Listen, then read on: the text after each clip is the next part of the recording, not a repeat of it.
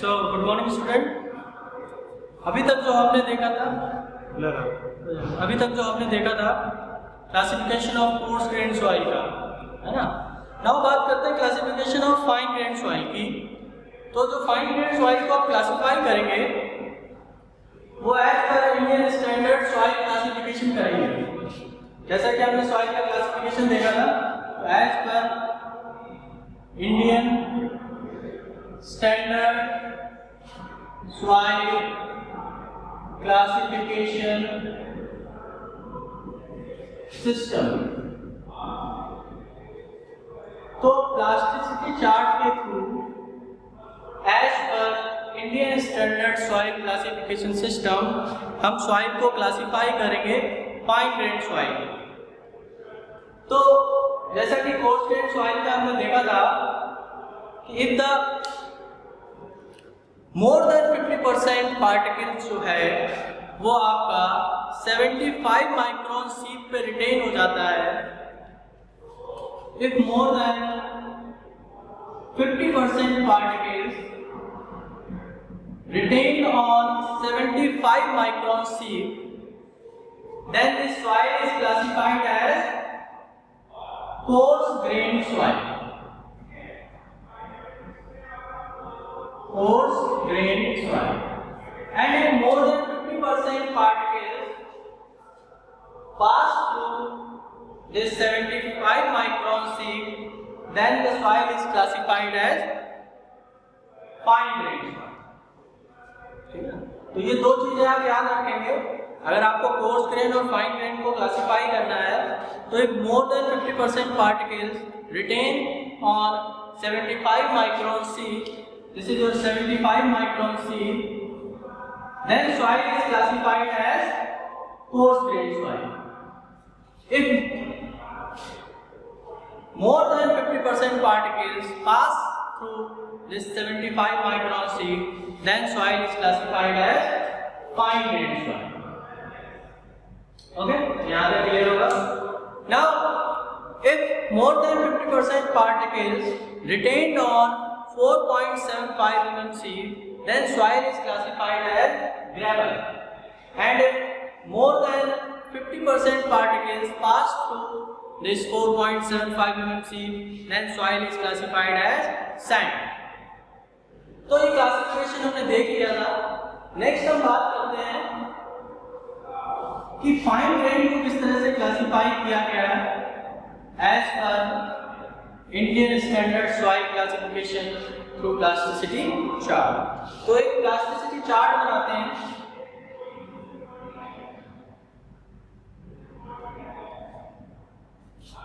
तो इसके x axis पे आपका लिक्विड लिमिट रहता है एंड वाई एक्सिस पे आपका प्लास्टिसिटी इंडेक्स रहता है, जिसको आईपी से रिप्रेजेंट करते हैं।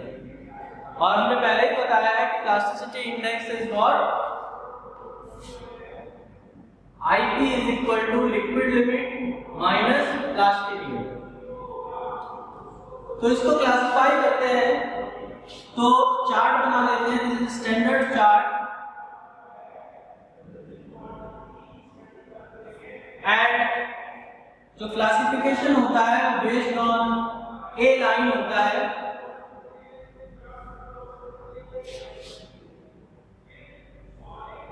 तो this is your A line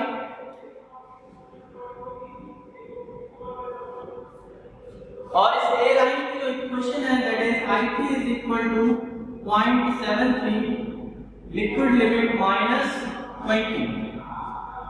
This is the equation of A line, that is IP is equal to what, 0.73 WL is the liquid limit minus 20। now इसको वर्टिकल भी हम डिफरेंशिएट कर देते हैं।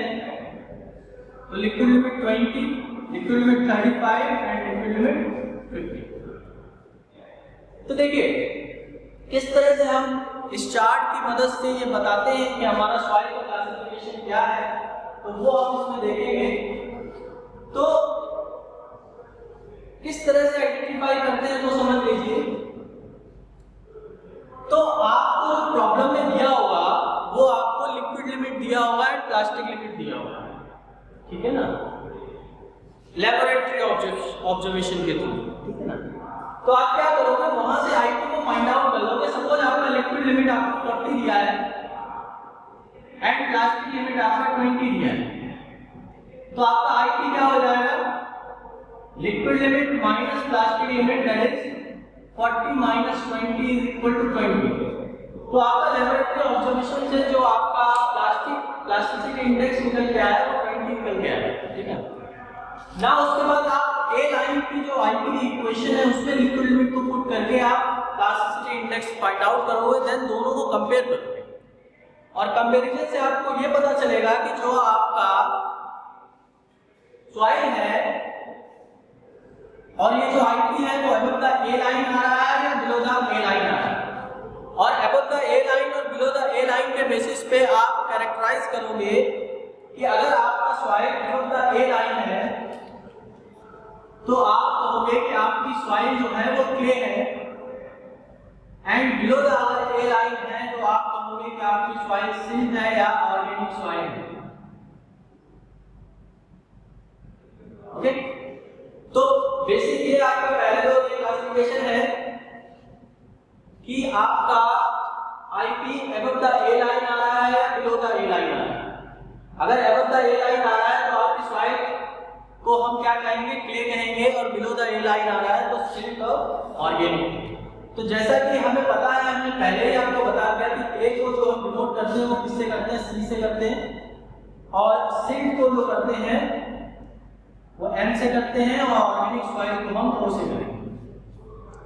तो ये तो हमें ये पता चल गया फर्स्ट से आईपी से कि हमारा जो सॉइल है वो क्ले है या सिल्ट है।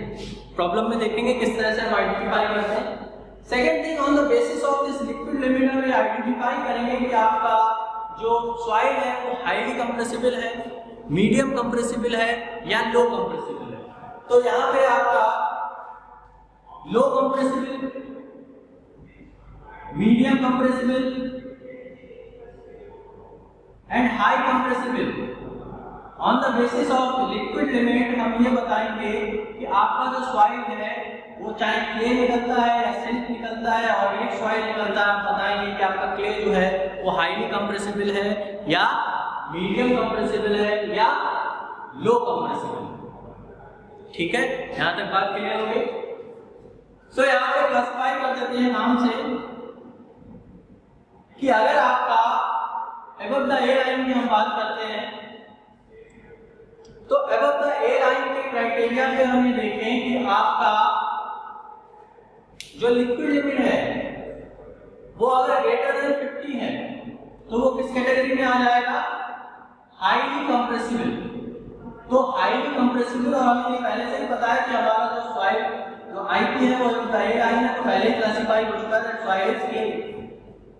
तो ग्रेटर देन 50% आपका अगर लिक्विड लिमिट है जो दिया हुआ है तो आप कह दोगे कि मेरा जो सॉइल है वो हाईली कंप्रेसिबल क्ले है। और अगर ये चीज लिक्विड लिमिट आपका 35 और 50 के बीच में है तो आप ये कह दोगे कि हमारा जो सॉइल है अबव द ए लाइन है and the classification is medium compressible, CM. और अगर आपका इस रेंज में है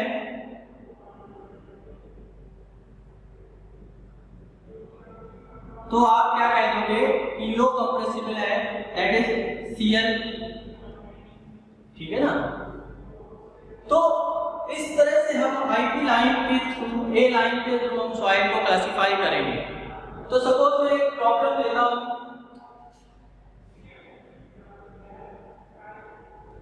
अगर आपका सॉइल का लिक्विड लिमिट 38 है, the liquid limit of soil is 38 and plastic limit is your 18। तो ये सॉइल की कंडीशन है जो आपको दी हुई प्रॉब्लम में, और आपको आइडेंटिफाई करना है दैट सॉइल का क्लासिफिकेशन क्या होगा on the basis of Indian standard soil classification system. तो हमने किस तरह से आपको बताया कि आपको लिक्विड लिमिट और प्लास्टिक लिमिट दिया है। आप क्या करेंगे, आप पहले आईपी की वैल्यू कैलकुलेट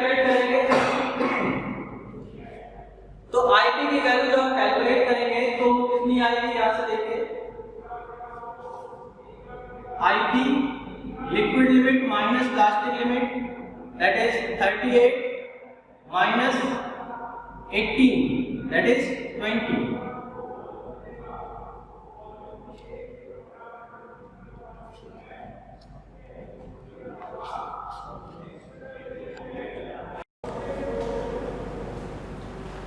तो जैसे हमने प्लास्टिसिटी चार्ट देखा,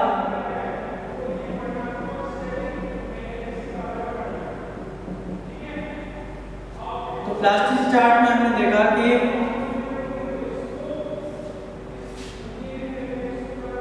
this is WL, this is plasticity index, this is 20, this is 8, this is your A line. The equation of A line is 0.73, liquid limit minus 20, and this is a 35, this is 50, 20 का classification, 35 का classification and 50 का classification. तो अगर आपकी जो soil है वो above the A line है तो हम क्या करेंगे, soil is clay, and if below the A line है, this is the A line, तो वो सिल्ट होगा या ऑर्गेनिक हो सकता है. And on the basis of liquid limit हमें आइडेंटिफाई करेंगे, ठीक है ना. कि एक और बना देता हूँ मैं इस तरह से, दिस इज 4, दिस इज 7. तो बेसिकली यहाँ से इस तरह का एक क्लासिफिकेशन और होता है, दैट इज U line. और U line की जो इक्वेशन है वो 0.9, liquid limit minus 8.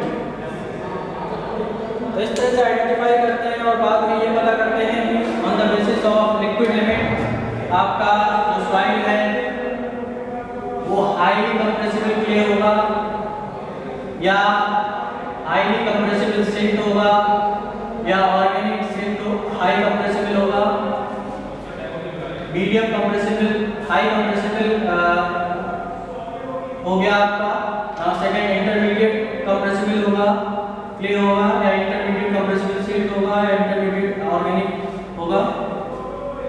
And this is your CL और ML का रेंज.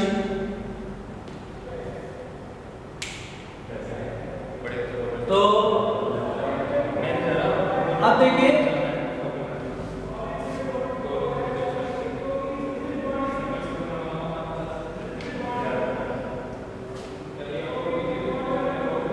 नेक्स्ट बात करते हैं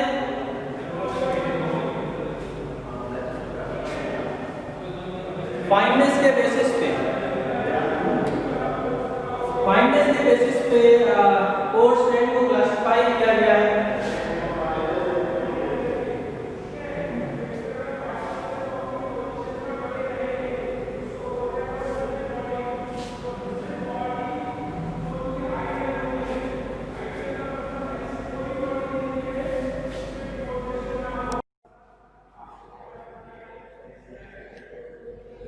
तो अगर लिक्विड लिमिट आपका 38 दिया है और प्लास्टिक लिमिट आपका 20 दिया है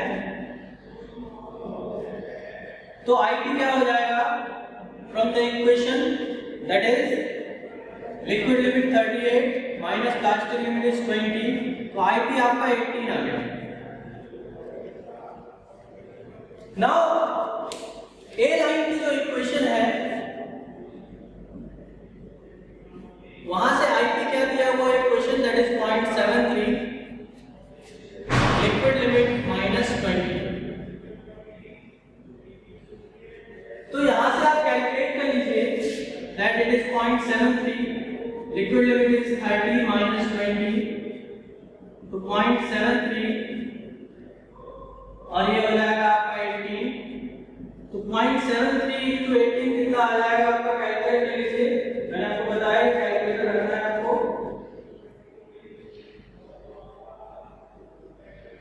तो ये आपका आएगा 13.14. 13.14. तो हमने A लाइन इक्वेशन से IP कैलकुलेट किया जो आपका आया 13.14 और लैबोरेटरी ऑब्जर्वेशन से हमने जो इक्वेशन से जो हमने फाइंड आउट किया दैट इज आईपी इज 18. अब आप कंपेयर करिए कि जो आपका आईपी है वो अबव द ए लाइन है या बिलो द ए लाइन है, ठीक है ना, दिस आईपी. तो देखिए आईपी आपका कितना है 18 है, ठीक है ना, और ए लाइन का इक्वेशन क्या है 13.14. तो ये क्या हो रहा है above the it is greater than this 13.14. तो आपका जो आईपी है वो अबव द ए लाइन है, और अबव द ए लाइन जब आपका आईपी होता है तो क्या कहलाता है, क्ले कहलाता है. तो फर्स्ट थिंग तो हमने आइडेंटिफाई कर ली दैट हमारा जो सॉइल है वो क्ले है. सेकेंड थिंग हम ये डिसाइड करेंगे कि आपका जो सॉइल है वो मीडियम कंप्रेसिबल है, लो कंप्रेसिबल है या हाई कंप्रेसिबल है. तो हमने कंप्रेसिबिलिटी के बेसिस पे ये देखा था कि अगर आपका लिक्विड लिमिट ग्रेटर देन 50 है तो वो हाई कंप्रेसिबल है,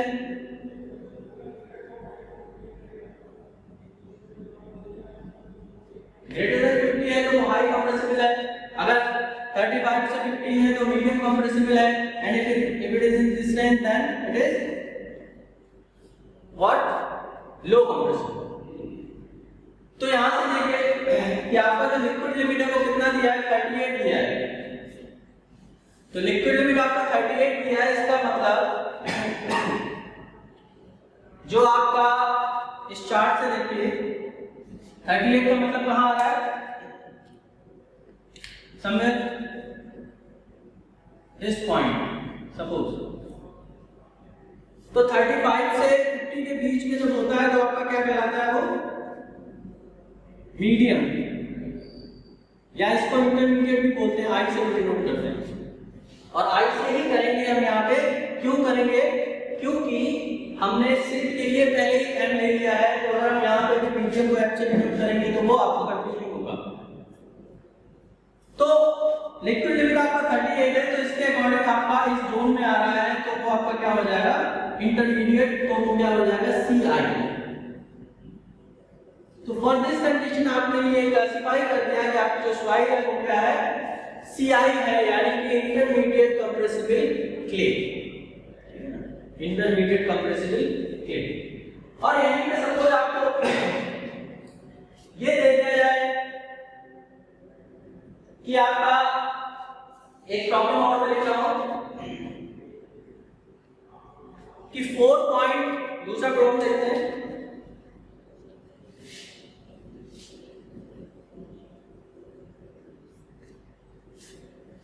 4.75 mmC यानी कि पासिंग जो है, पासिंग 4.75 mmC परसेंटेज पासिंग कितना है, सपोज आपको दिया है 80% और पासिंग 75 माइक्रोन सी,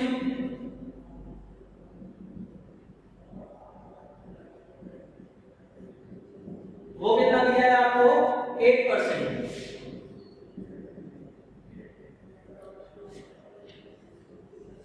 और आपको सॉइल क्लासिफाई करना है, तो देखिए इस बेसिस पे हम पहले देख लेते हैं कि मैंने कहा कि अगर आपका 75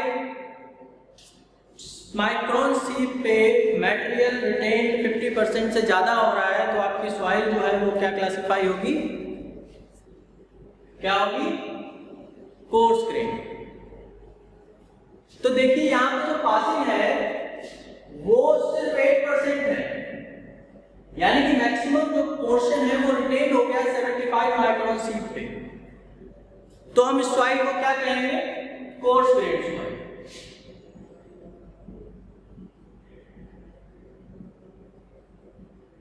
ठीक है, कोर्स ग्रेन सॉइल. दूसरी चीज हमने ये भी देखा, ये जो दिया हुआ है पासिंग 4.75 mmC विद 80%, तो हमने ये भी स्टेटमेंट दिया था कि अगर मोर देन 50% मटेरियल है वो आपका रिटेन हो रहा है किस पे 4.75 mmC पे, देन सॉइल आपको क्या क्लासिफाई करेंगे, gravel. And if more than 50% particle pass through this 4.75 mmC then soil is classified as sand. तो देखिए यहाँ पे आपका जो सॉइल है वो 80% पास हो रहा है 2.75 mm पे, देन सॉइल को हम क्या क्लासिफाई करेंगे, सैंड, क्योंकि 50% से ज्यादा मटेरियल है वो आपका पास हो जा रहा है सॉइल सीप से 4.7। तो इस तरह से हम एक ब्रीफ देखा, एक प्रॉब्लम के थ्रू हम इस पूरे कॉन्सेप्ट को एनालाइज कर लेंगे एंड देन देखेंगे किस तरह से हम प्रॉब्लम या सॉइल को आइडेंटिफाई करेंगे। ठीक है,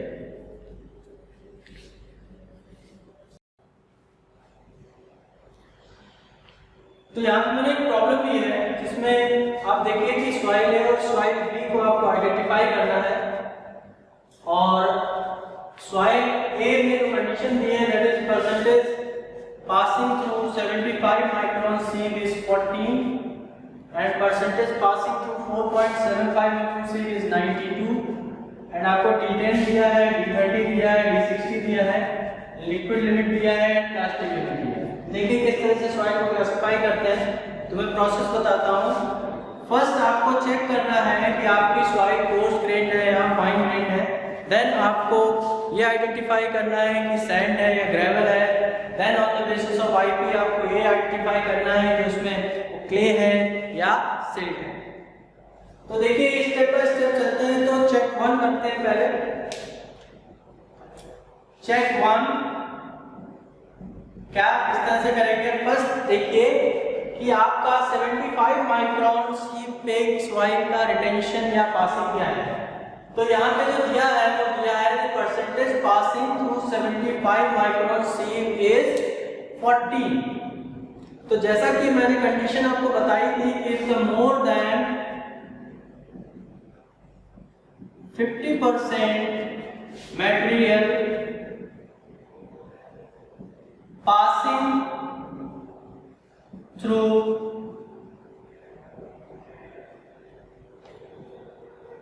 75 micron sieve, if more than 50% material passing through 4.75 mm sieve, then soil is classified as fine grained soil, and more than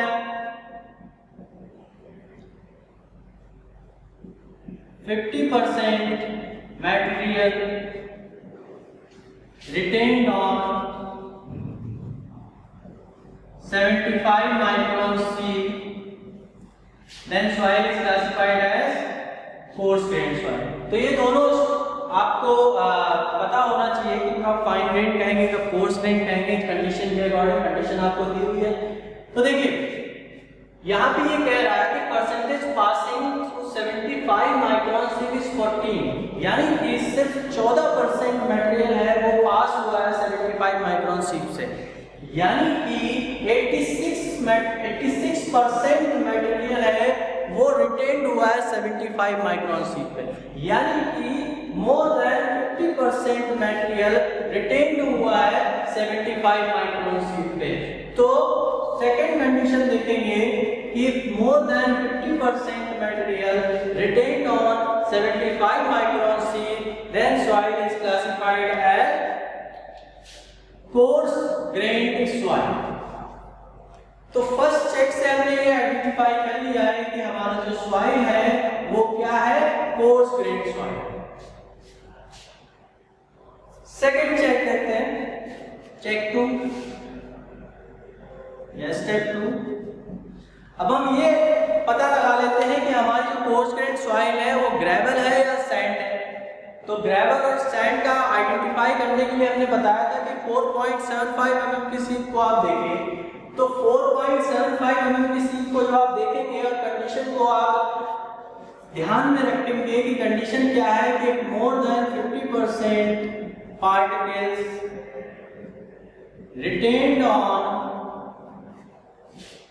4.75 mm sieve, तो इस सॉइल को हम क्या कहते हैं, ग्रेवल, और इसको डिनोट करते हैं G से।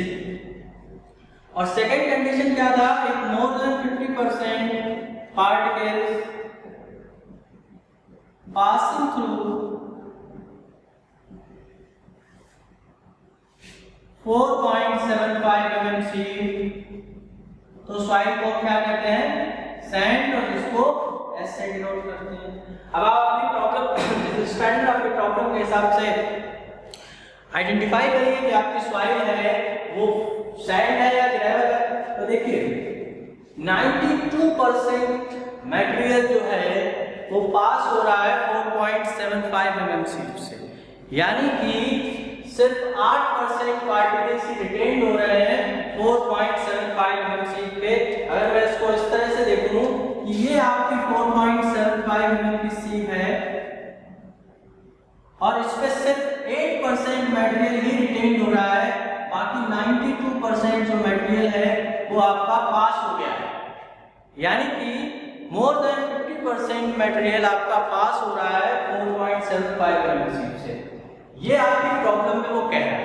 अब आप स्टैंडर्ड से रिलेट करिए और ये देखिए कि if more than 50% particle pass through 4.75 mm then soil is classified as sand. तो आपने अभी आइडेंटिफाई कर लिया है कि आपकी जो सॉइल है वो सेकंड स्टेटमेंट को जस्टिफाई कर रही है। तो आप क्या कह दोगे कि मेरी जो सॉइल है वो क्या है, सैंड है। क्लियर है ये पॉइंट दोनों। अब थर्ड चेक में हम ये आइडेंटिफाई कर लेते हैं कि हमारी सॉइल है वो क्लेई सैंड है या सिल्टी सैंड है। किसके बेसिस पे करेंगे, परसेंटेज फाइननेस के बेसिस पे करेंगे। तो मैंने बताया था आपको दैट परसेंटेज फाइननेस क्या होता है कि 75 माइक्रोन से कितना परसेंटेज पास हो रहा है। तो यहाँ पे देखिए 75 माइक्रोन से 14% पास हो रहा है, यानी कि फाइननेस कितना हो गया, फाइननेस आपका 14% है, यानी कि 14% पार्टिकल्स वो 75 माइक्रोन से छोटे पास हो गए हैं। तो फाइननेस कितना हो गया, 14%। अब याद करिए जब हमने classification of course grain soil कराया था तो वहां पे आपने देखा था कि आपका if fineness is greater than 12%, fineness अगर 12% से ज्यादा है तो सॉइल को हम क्लासिफाई करते हैं और ये देखते हैं कि आपका जो सॉइल है वो किस ग्रुप में आ रहा है। तो जो फाइननेस इज ग्रेटर देन 12% और तो आपको पहले ही पता है आपकी सॉइल क्या है, सैंड है, बट हमें ये पता नहीं है कि वो क्लेई सैंड है या सिल्टी सैंड है। वो कैसे आइडिया लगाएंगे, हम आईपी की वैल्यू से आइडिया लगाएंगे। तो आईपी की वैल्यू कितनी दी है यहाँ पे, देखिए लिक्विड लिमिट आपको दिया है कितना 16 और प्लास्टिक लिमिट कितना दिया है 8। तो आईपी कितना हो गया आपका 8। इस इक्वेशन से हमने आईपी निकाल दिया, that is IP is equal to liquid limit minus plastic limit. तो आईपी आपका 8 आ गया है और हम यहां से देख सकते हैं कि आईपी जो है वो हमारा ग्रेटर देन 7 है, और जब आईपी ग्रेटर देन 7 है यानी कि आपका जो सॉइल है वो क्या है, क्ले।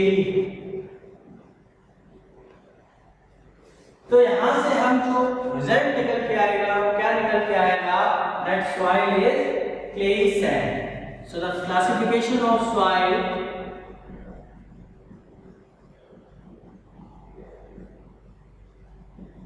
जिसको हम कहते हैं क्या है आपका क्लेई सैंड, और इसको एससी से डिनोट करते हैं। ये मैंने बताया था कि जो ये एससी है यहां पे देख लीजिए दोबारा,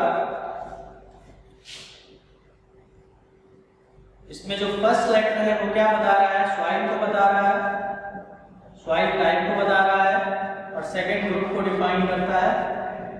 तो group is clayey and that is sand. तो इस तरह से हम इस प्रॉब्लम्स को सॉल्व करते हैं। इसी तरह से आप देखेंगे सॉइल बी के बेस पे भी आप आइडेंटिफाई कर सकते हैं, और यहाँ पे देखिए कि सॉइल बी आपका क्या है, परसेंटेज पासिंग इज 75 माइक्रोन, यानी 7% मटेरियल पास हो रहा है, और 100% मटेरियल आपका 4.75 mm से पास हो रहा है। तो इस प्रॉब्लम को सॉल्व करने की कोशिश करेंगे, प्रॉब्लम बी को आइडेंटिफाई करने की कोशिश करेंगे जिस तरह से हमने सॉइल ए को किया है, एंड देन हम देखेंगे नेक्स्ट क्लास में कि आपका आंसर सही है या गलत।